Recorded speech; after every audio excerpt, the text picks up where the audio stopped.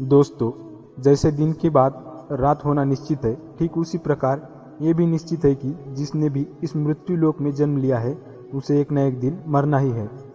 अर्थात अगर पृथ्वी लोक पर कोई भी सबसे बड़ा सत्य है तो वो है प्राणी की मृत्यु।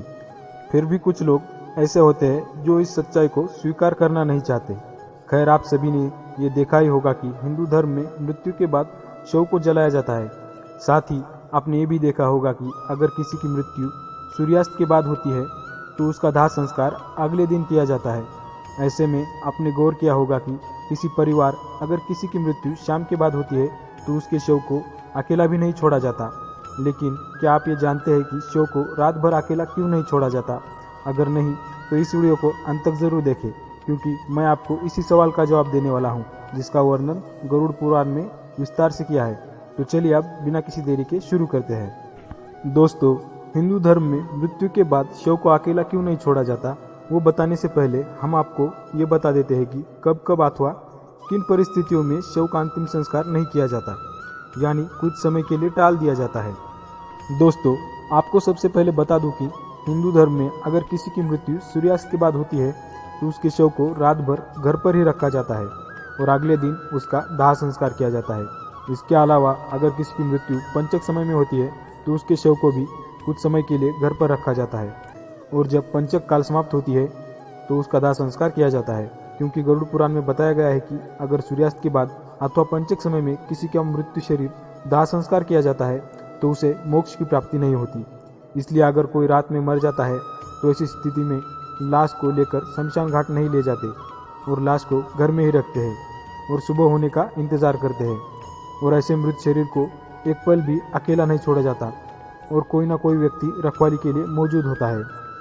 मृत शरीर को अकेला न छोड़ने का सबसे बड़ा कारण यह है कि शव को अगर अकेला छोड़ दिया जाए तो हो सकता है कि कुत्ते बिल्ली जैसे जानवर उसे नोच खाए।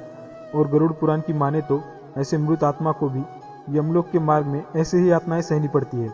साथ ही ऐसा भी माना जाता है कि अगर शव को अकेला छोड़ दिया जाए तो उससे गंध आने लगती है। ऐसे में यह जरूरी हो जाता है कि वहाँ कोई ना कोई व्यक्ति बैठा रहे और धूप अगरबत्ती शव के चारों तरफ जलाता रहे, ताकि शव से आने वाला दुर्गंध चारों ओर ना फैले।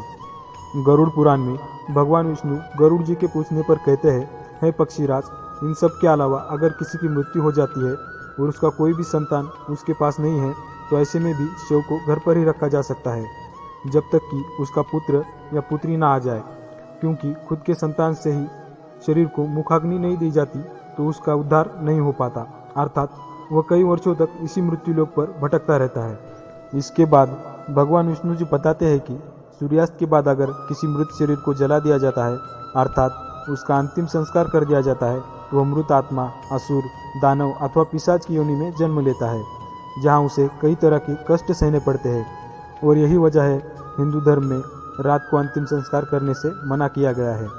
आगे विष्णु जी बताते हैं कि रात में मृत शरीर को अगर अकेला छोड़ दिया जाए तो उसमें आसपास भटक रही दुरात्मा उस शरीर में प्रवेश कर जाती है, जिससे मृतक के साथ साथ उसके परिजनों को भी कई तरह के कष्ट भोगने पड़ते हैं।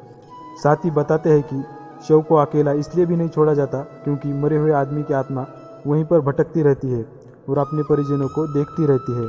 कहा जाता है कि इंसान की मौत के बाद शरीर आत्मा से खाली हो जाता है और जिसकी वजह से उस मृत शरीर में कोई बुरी आत्मा का साया अपना अधिकार जमा सकती है।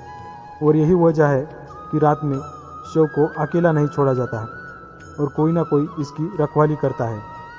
तो दोस्तों, आप इसके बारे में क्या सोचते हैं ये हमें कमेंट में ज़रूर बताएं। और साथ ही अगर आपको ये वीडियो पसंद आया हो तो इसे लाइक और शेयर ज़रूर करें। धन्यवाद।